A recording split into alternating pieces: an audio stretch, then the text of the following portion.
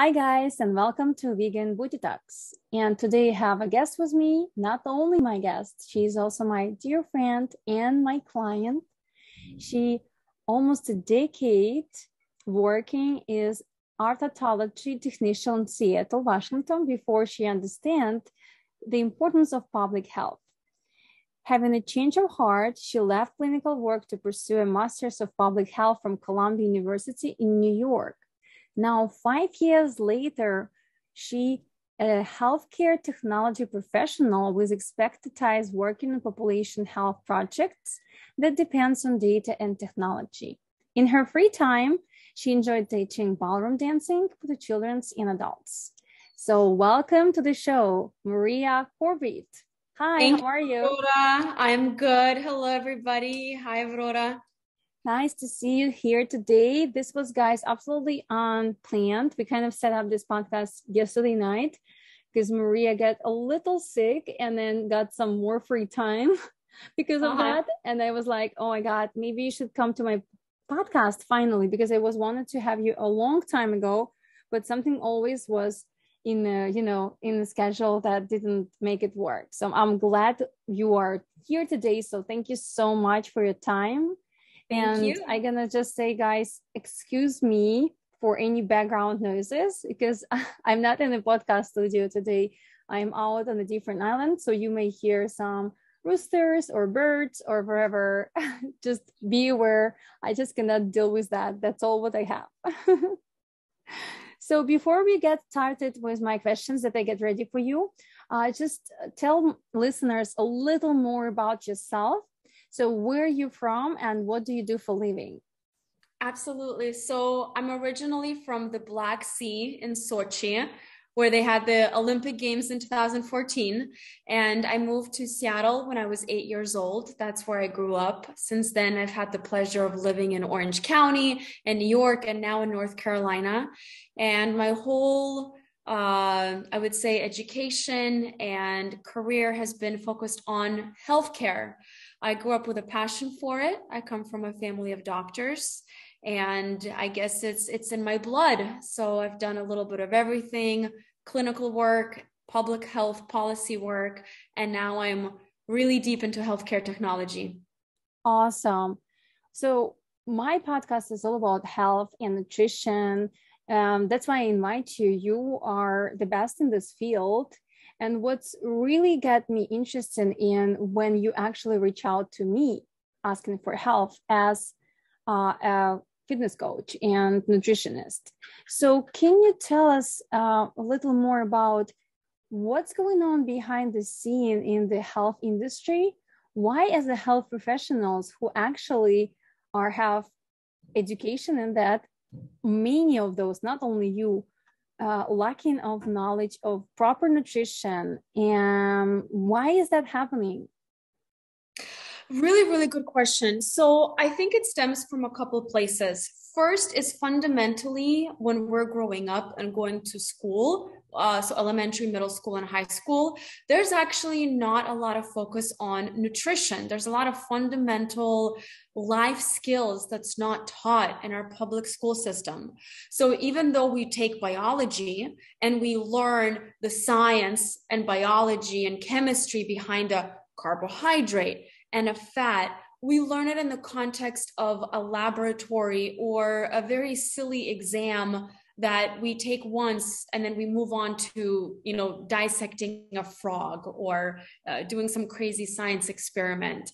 So, and then out of that, we go straight into college, and then you kind of get a little bit older and you take a step back and you're like, wow, I actually don't fundamentally understand how basic biological compounds I learned in school translate to my life. What is wheat? What is dairy? Such basic questions come out. And at that moment, the second barrier that exists is the overabundance of information on the internet. Mm-hmm. It is very easy these days for anybody to be an expert at anything. The internet has created a beautiful phenomenon of people having a voice, of sharing opinions. But unfortunately, it is very hard to decipher what comes from actual expertise and education. I don't know what credentials are for being a fitness guru. There's all these licenses and degrees, and how does a person that seeks information and truth supposed to find it? So at that moment, I go to someone that I have actually seen become an expert and has evidence of it, and you, my friend Aurora. So I think that's what the population struggles with. There's no foundation, and when they look for answers, there's a paradox of too much information that is oftentimes very conflicting. Yeah, I agree with you. Even me being a health expert and the fitness person, I sometimes get confused. And that's the problem of nowadays social media. Everyone thinks they're the guru, even though they didn't have any education behind that. And also is kind of like all the money in the world go in the health system to support some things that we need to be support. You know what I mean? Because a lot of the time, even when you become my client and you ask me the questions, you was as a health expert, you was sending me like studies and showing me like, oh my God, see, soy is not good, for example, right? And I'm like, okay, so what I do, I'm first, before I even look in the study, I look who are support that study, who paid money to these studies actually happen. And like, oh, here we go, dairy farm industry, something, pay for this study to show that soy is bad for people. Okay, I don't think that's true. Right. So, yeah, so that's also a problem. And I'm happy that you being in health industry is interesting to become better and actually find, the way to take care of your health. Because again, what's break my heart, and I see the health professionals, I go to the doctor and I see my doctor is overweight. And I'm like, what the heck? I need to help you. I came with a problem, but you doesn't look healthy. Yeah, it's a perpetual problem. And I know that this matters a lot to you, Aurora, but the people that we look up to be the experts in wellness are the people that are actually failing not only in physical health, because in healthcare, these doctors work 12 hours a day, then they stay an extra 2 hours typing up notes, then they're on call. And what do? They come home and they eat a very late dinner, or they completely skip lunch, or maybe they might choose fast food if they don't have a wife, that happened to prepare a healthy meal at home. But then also their mental health is impacted as well. And that just creates a perpetual cycle. So the people that are supposed to be the symbols of wellness actually struggle the most because of the significant stress and lifestyle impact that they experience. Yeah. But I hope it's going to break some point. It's slowly going down to be a problem that is actually everyone sees, you know what I mean? And start to change that, which is great. So I think slowly, but we are moving to the direction when people understand that, you need to take care of yourself first before you even take care of your patients. Yes. And I'm happy to see that. Wow. Now, from this point, I want to ask you more deeply about your personal journey to health and fitness, not only physically, but mentally as well. So can you back up a little bit and tell us a little more about your choosing your degree and how you ended up in the health field that you are working right now? So my plan all along was to go to medical school. So when I was getting my bachelor's, it was a very traditional process of hard sciences, basically on the track to take one day the exams and go through the medical school process. I gave up, honestly, on the very last year of my bachelor's, and I just took a bachelor's of arts just to finish, because when I attended as a guest the medical school process here, I realized that I will personally, for me, I will fail in that kind of curriculum. It's the way my mind works and the way medical school is organized in this country. is very different than every other medical school in the world. So traditionally is after high school, you enter a 7-10 year program, and that's all you do. In the same time, you study a science, you go to a morgue, you cut a cadaver, you see a patient, you study everything together. Here in America, our process is very separated, right? Mm-hmm. First you do science, then maybe you will get into medical school up to 3 tries. Then you have to study, and then you see a patient trying to remember what you learned years ago. Okay. Mm-hmm. So, and you don't get to see a patient until year 3 of medical school. So having seen that, I realized that I will not succeed in the way that I want to succeed as a doctor. So I let go of that dream, and the time commitment I was just maybe a little bit lazy. It was about another 10 years. So that's when I settled for being an ophthalmology technician, because I have a great fascination for eyes. Mm-hmm. I think it's an organ that we forget about, we underappreciate, we ignore, but it actually has the greatest impact on our quality of life. And I did that for a very long time. And what started happening is patients started losing their vision, but not because of the doctor. The doctors were great, the surgeons, the doctors, and I didn't understand why. I never understood the concept that what happens between a doctor and a patient in a room is only 0.1% of the patient's life. Yeah. When they leave that door, there is no factor at all. Will they listen to you? What will they do? Will they remember? Like, there's nothing at all to that matter that exists. And when patients kept coming back and they were getting worse, I started getting frustrated. Why are you not taking your drops? What do you mean you're not doing this? Why are you doing this? What don't you understand? And then one day I had a patient that went blind. Wow. And it's the first time ever that I cried in a room. You're not supposed to cry with a patient in a room. You're not supposed to be, emotional at all. Mm-hmm. And I cried, and I left, and I cried so hard. He was an African-American, middle-aged man with low health literacy, low speaking communication skills, and he had advanced diabetes.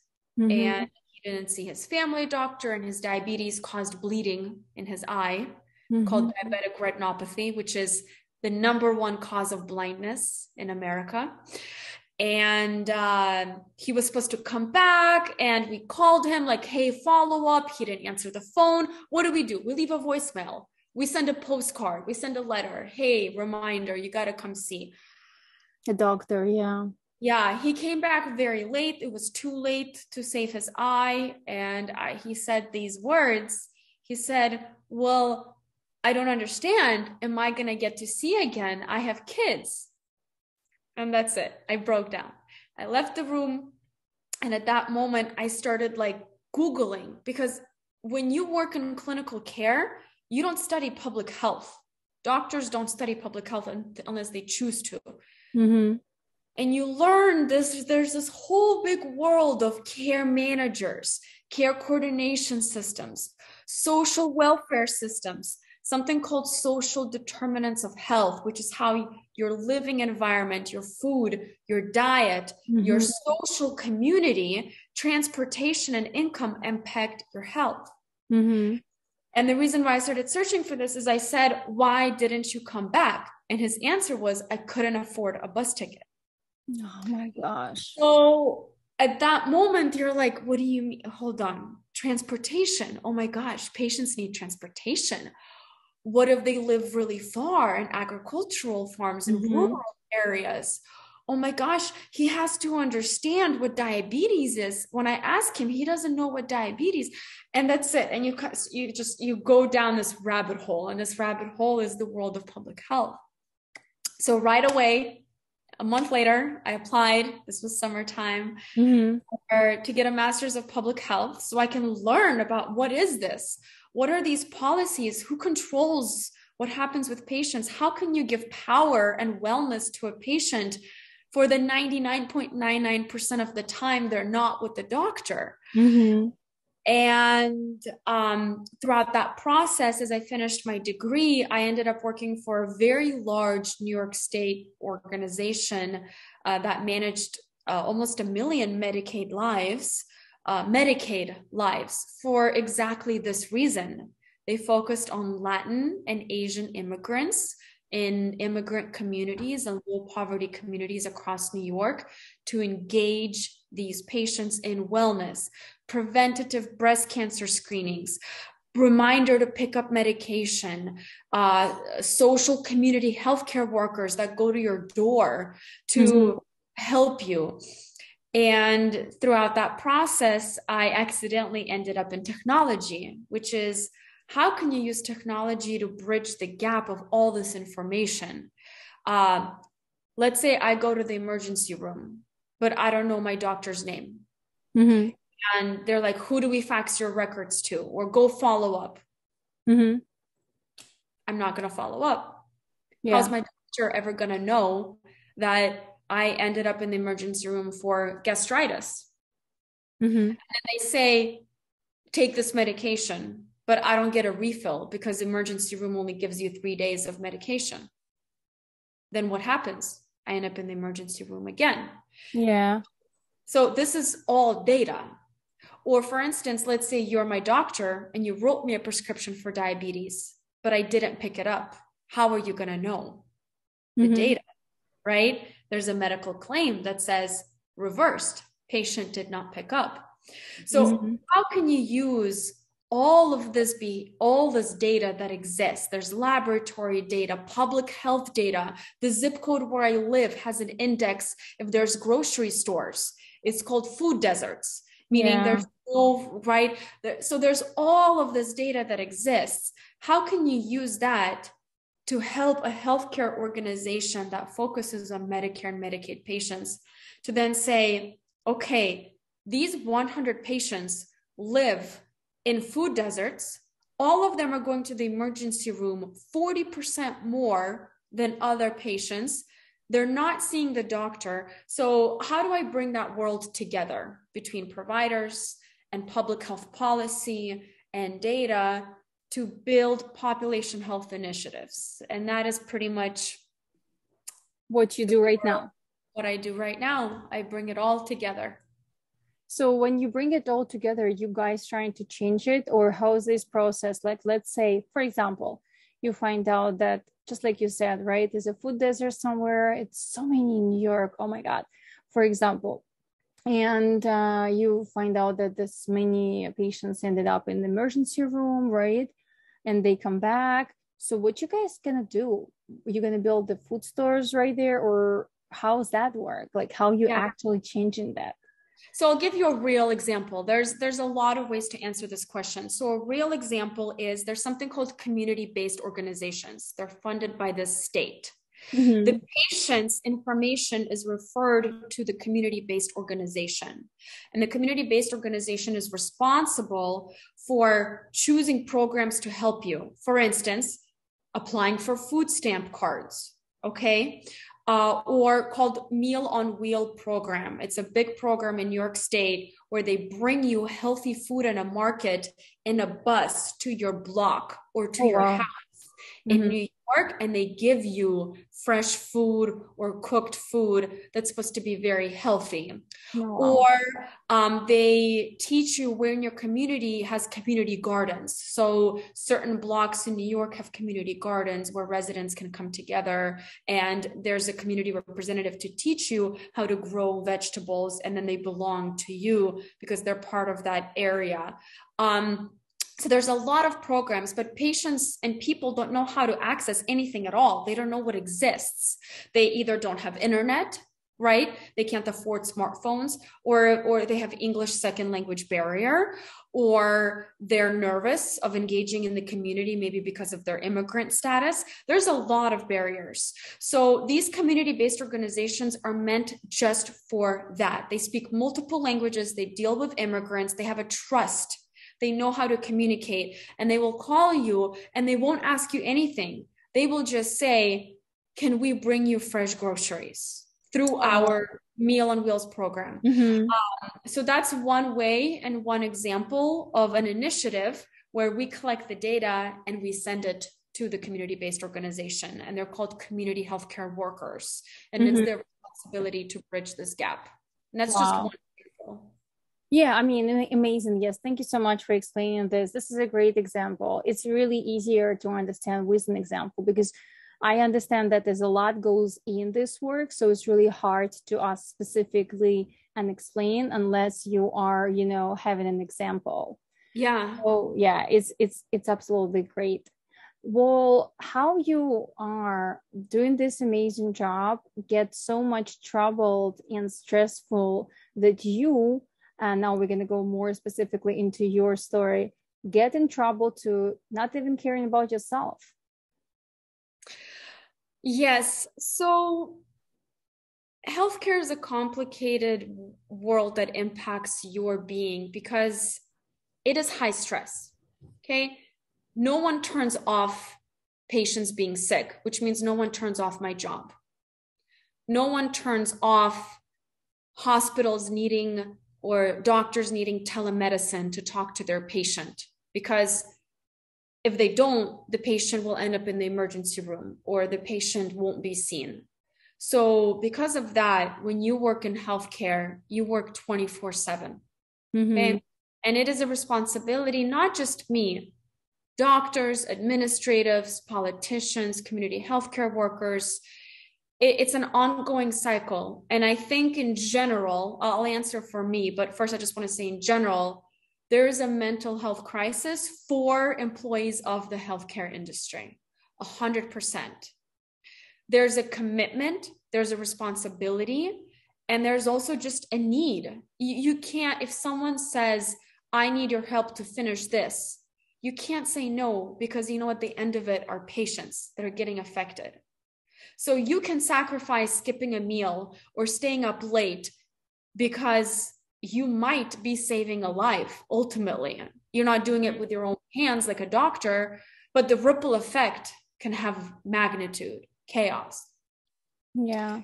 Because of that, there was a moment where in my role, I dealt with, I would say, what we call enterprise clients, which are large organizations that serve large populations. Therefore, their responsibility is so powerful to the communities they serve.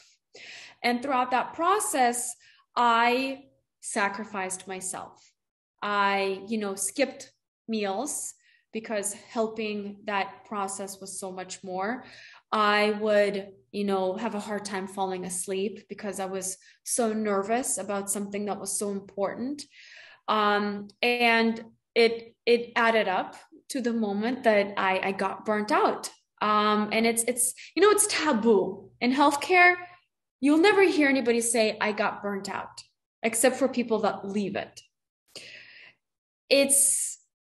It makes you look weak. I'm going to be honest. It's supposed to be an altruistic, powerful place to be. And if you get burnt out, it hurts to say that. So it's slightly embarrassing. And I got really burnt out. I started to, feel nauseous, to feel a lot of anxiety about my work. I started losing weight. I started to not have enthusiasm about anything else. And Aurora, you've been part of this journey because I've known you for 4 or 5 years, 5 years, I think.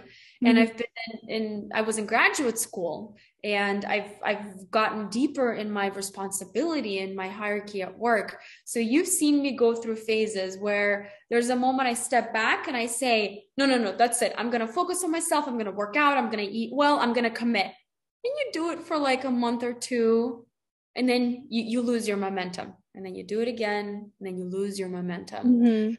But at a certain moment, to truly bring wellness into my life from a mental health standpoint and from a physical standpoint, you have to make a decision. Am I in the right role in healthcare? Or do I even belong in healthcare? Right? And to go through that process, through a short sabbatical and ultimately through a lot of tears and self-reflection, I choose to stay in healthcare, but I have chosen to leave a very important title, leave a high salary, and leave, I would say, a noble responsibility that gives you significance to something that is more, I would say, peaceful. I'd say everything is important in healthcare, but something that is more peaceful. And that journey was definitely a very difficult decision to take. It took about 6 months of me being completely burnt out, highly dysfunctional, completely not engaged, to reach the decisions that I did.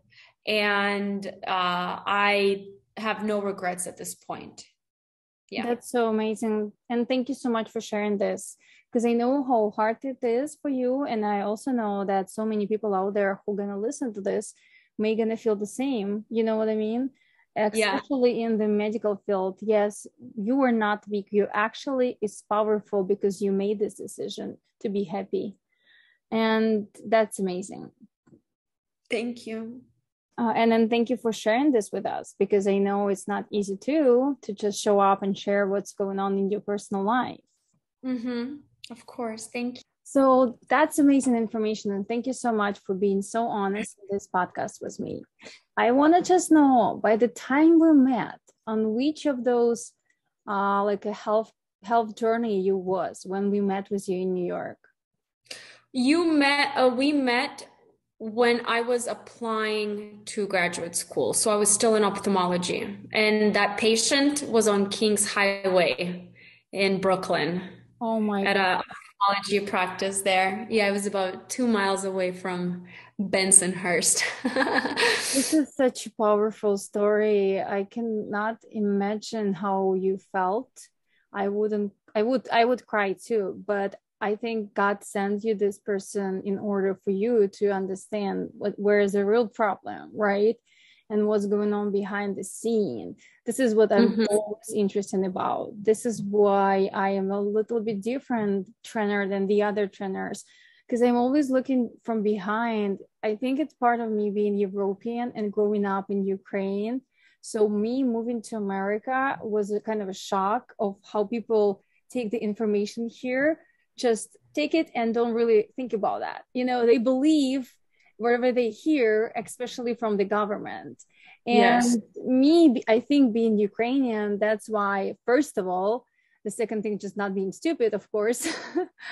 You know, I'm not saying that all people are stupid, but I'm just saying that you have to question information which you get, especially nowadays, unfortunately, even with this COVID crisis. It's the questions that people start asking, and since God they did.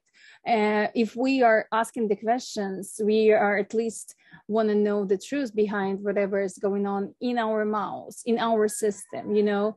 And this is such important to know. I think it's kind of like mess up in America a lot. Yeah, definitely. I would say we as a country can improve in our critical thinking skills. Yeah, absolutely. Yeah. But on the same time, on this healthcare year, on this doctor career, you also was dancing, right? Yes. Can you tell us a little more about that? How has that happened? Yes. I was pigeon-toed. My feet were like this, and my mother wanted to straighten them out. So she tried ballet. I quit ballet. It was boring. I didn't have patience for it. And then my mother's friends' children were ballroom champions, and they opened up a studio in Seattle. And they said, hey, can you bring your daughter in for free? We just need kids to take pictures on our studio opening day. Well, my mother couldn't get me out of the studio for ever. After that, I fell in love with the music, with the dances, the sparkles, the heels. And I straightened my feet. I got rid of the pigeon toe. But after that, I wouldn't leave. No matter, my mother was like, you know, like it's just dancing, focus on that. But I couldn't. It was very addicting. So I kept up with it until I was about 18. And then when I started college, I continued dancing socially through, the salsa community, the ballroom community. And then that's when I begun teaching a lot of dancing. And I taught very, very actively up until graduate school began. And then afterwards, I just have a few select students right now that I teach in my free time. Do you still dance? I dance secretly by myself in my living room. And then every couple of years, I start to miss the stage and the glamour and the outfit and the hair and the makeup so much that I call, someone from the dance sport world that I know, and I say I'd like to work on a project, and we spend, a year working on it, and then I do a couple of performances, and then I'm like, okay, I'm done. That's stressful, too much time, really expensive. Okay, people don't know ballroom dancing is like $1 billion industry. It is crazy, and then that's it. So that last happened in 2019 when I was finishing school. I started twitching from missing being creative and on stage. And then that same thing started happening a month ago. So now I'm exploring a project to do, and they'll probably get me by for a couple of years. Yeah, that's so interesting. Because I don't know if you know, I think we talked about it because I used to dance ballroom when I was a kid too, until I got 12 years old professionally. And then now being a fitness in fitness industry, I compete. And then you even was interested, you was asking me questions like you was thinking maybe try that instead of coming back to the dance stage. And It's kind of the same thing I feel about competing right now, because honestly it's super expensive and is the same way as ballroom dancing, because I used to dance ballroom and I know what is this. And it's like give me an inspiration and motivation to push myself harder and kind of get on the stage. And then after a couple of shows I'm done. It doesn't have any sense, because as a lot of the time on this podcast I have mentioned that before, competing is not about health. It's not about being healthy at all.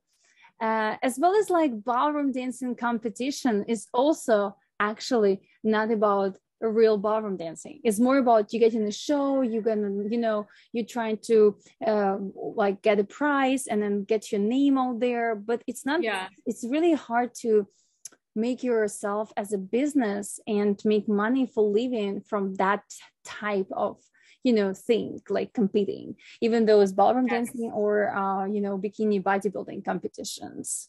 Some of those people who are become super famous maybe can become, but no, I don't know about ballroom dancing for sure, but for bodybuilding, even those like a Miss Olympia who got the first place in the best bodybuilding show in the world, she's not living from those money that she won.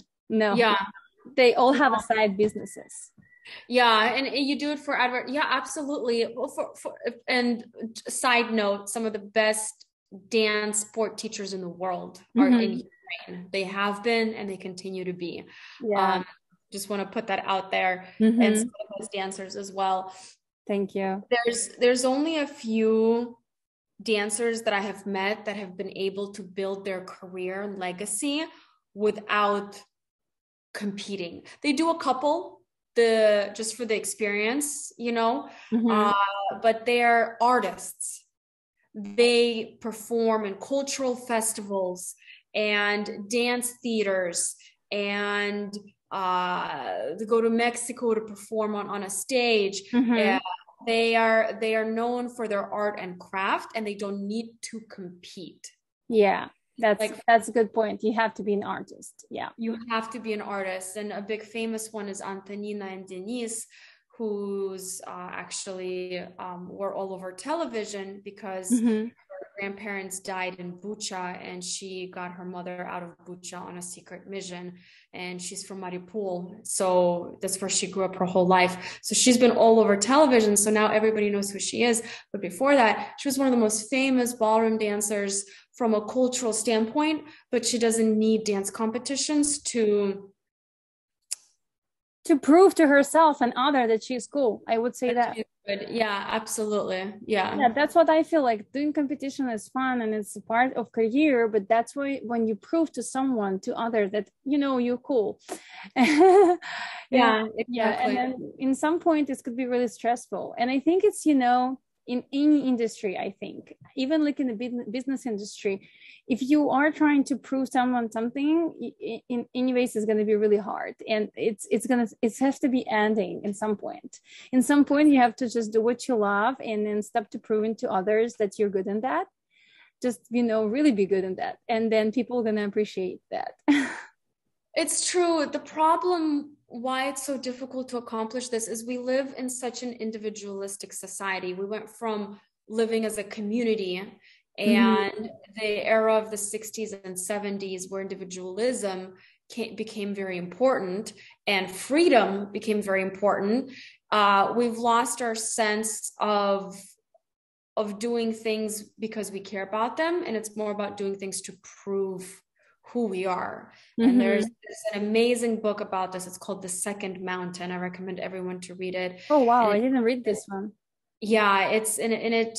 I can talk about it forever, but if we can let go of the individualistic obsession and our need for significance, if we can let go of that and be at peace with what is, at that moment we can truly develop our craft in whatever it is, in whatever genre, whether it's academics or arts or Mm-hmm. pottery making, that doesn't matter, or being a car mechanic. So we can really have the joy of experiencing that because we care about it, as opposed to because we feel like we have to, because we have to be the best and prove who we are and stand out above the crowd. Yes. Oh my God, that's such a good thing. Yeah, I would like to read this book, and then you will send me the link. So I will include in the notes, guys, for you. So you can guys go ahead and check that out. So, Maria, I know you went through such a crazy health journey for the last couple of months, I believe. So if you want, I would ask you to share a little more about that, like, because I'm sure a lot of people who listen to this, wherever they are in healthcare, wherever work they do, they just stuck into the spot that you maybe was before, that they kind of burn out and they don't know what to do. So what are those small steps and things that you did that help you to get out? Yeah. So the first thing, and my experience is, I think, partially tied to the fact that I did so many sports growing up, that I can feel my body, right? So I can't necessarily say what I'll say will work for everybody, but this is what worked for me. When I let go of my physical health, fitness, and wellness and diet, and I let go in December very severely. I had a back injury and I was going through all this mental stress. When a couple months passed, it was like March, and I'm like, okay, I have to get back into it because I want to look good. I want to feel good. Summer's around the corner. It's very hard for me to just start working out. Okay. I can pull up an app, I can pull up a video, I can go to the gym. It's very difficult. So my journey is, I always start by stretching for weeks. That's what I did for 4 weeks. I didn't do anything at all, Nice. but I just stretched. And I stretched with apps, because when you stretch by yourself, you're kind of like, okay, I did enough. Or I don't know, do I just stretch my legs, or how do I stretch my back? Right. So there's a lot of free apps and paid apps where you stretch with someone. So it kind of like, and then it's short. It's not like you're driving for 15 minutes and working out for an hour, or like 10 minutes, 15 minutes. And that is important to me because it's the first step I take to feel my body. And Mm-hmm. it's low stress. You don't feel anxiety or anything about it. You can commit to 10 minutes of stretching. I think that is easy for me to do, and I hope it is easy for someone else to do. The problem that I encountered is after I did that for 4 weeks, and I'm like, okay, like I got some, rust off my bones, time to actually start, working out, doing a little bit of cardio, lifting a little bit of weights, getting active again. I completely failed. Okay. I tried going to the gym. And I left in like 10 minutes. I was like, this is too heavy. I feel overstimulated right now. And I have no motivation. I am tired because your body's not used to pushing itself, right? Yeah. There's that problem. Then at home, I have weights and bands and everything at home. And I would like turn on a video or just by myself, like Maria, I would tell myself, Maria, just do 10, 10, 10, 10, 10 push-ups, 10 crunches, 10 squats, 10 jumps, 10 high knees, and do it again and again and again. Just basic. Honestly, I do like one round and then I'll be like, okay, I'm done. I'm going to go to the kitchen now. So, Yeah, it's hard. It's hard to push yourself. so hard to push yourself. And this is coming like you guys, like I swam, track and field, tennis, dance, gymnastics. I did everything you could. I've went through push yourself. I just could not push myself at all. And at that moment, I was like, okay, the only thing that can help me personally get back into activity is an accountable partner. Okay. I can't rely on my husband because we have very different approaches and, you know, we have so much we hold each other accountable for. It doesn't really work. And I have lots of great girlfriends, but they all have lives, right? They got kids, they got work, they'll forget to check on me. It's not something that's tangible. So of course, I call Aurora, who is the only person that can speak to me with a mean voice and love at the same time, not stop. And I just said, I just need help. I need someone where when I do 10 push-ups, that will force me to do 5 more. And I can't really give up because one, there's a monetary value to it. I'm paying for this. Second of all, there is someone there. Like I cannot, like I can't give up. And third, which I've never told you before, but my friends say, why to use a coach? Because you are one of the only coaches I've ever met that you do it with me. Okay. Mm-hmm. How many coaches exist out there? I see it at the gym all the time. The guy's standing like this or leaning like this. And he's like, okay, 10 more. And he's just standing there. And here's this poor person trying to do 10 more. But here are you doing it with me. Okay, you guys, Aurora does workouts with you the whole time, unless she's taking a picture. So the whole time. So at that point, when you have someone who is visually in front of you doing the exact same thing, you can't stop. That's like it's not, it's because at the gym you're like, asshole, like 5 more, you do 5 more, and the guy's just sitting there. Honestly, that's so funny because I am being a trainer, I never liked that thing. So yeah. I hire a trainer. Every trainer have a trainer.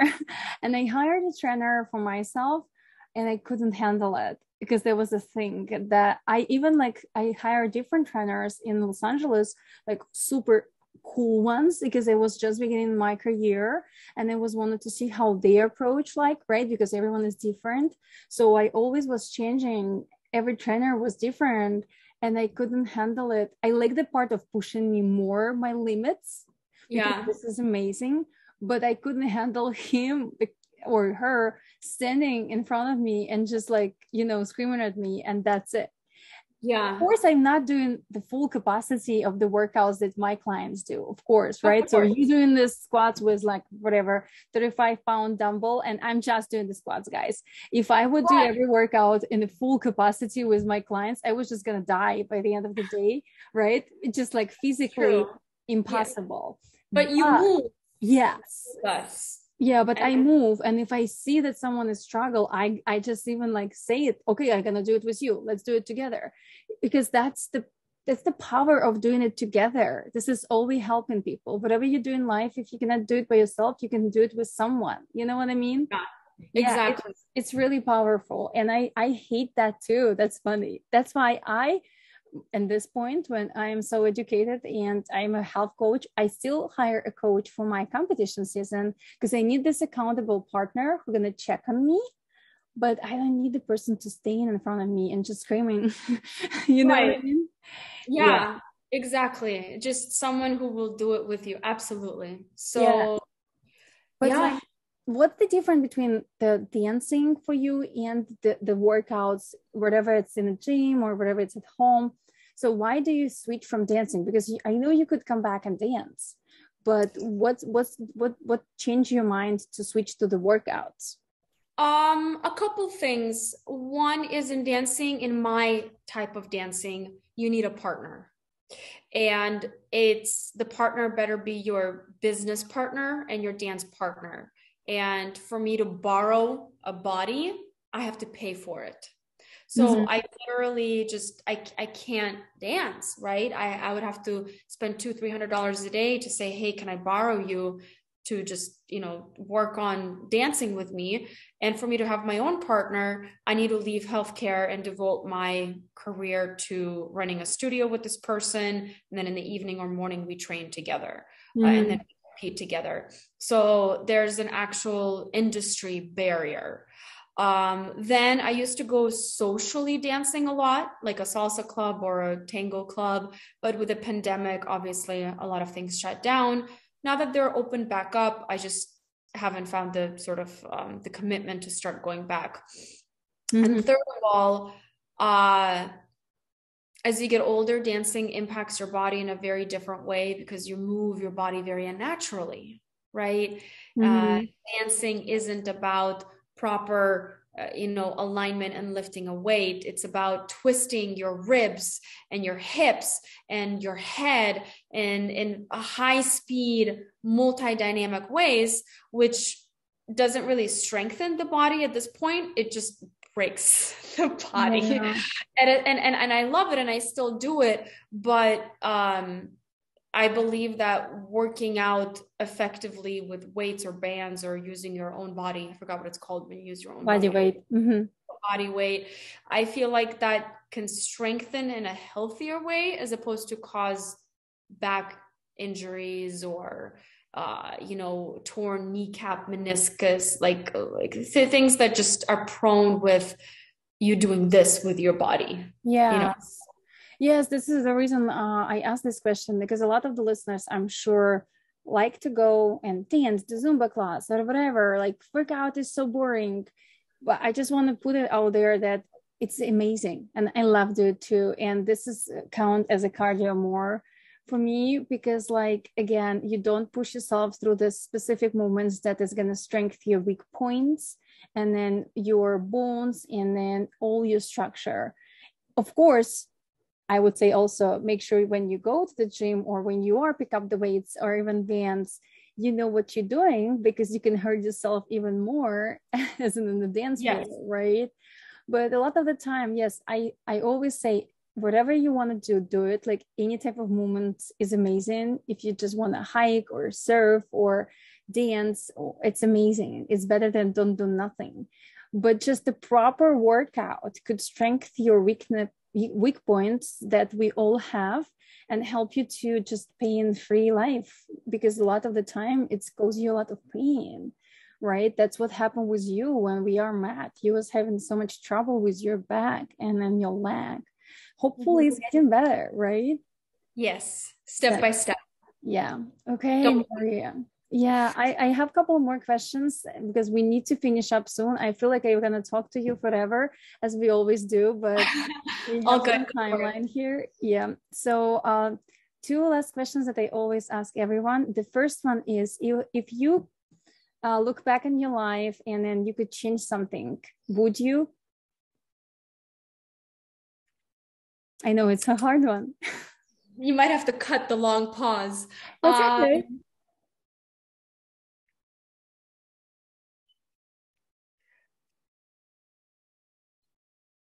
I'm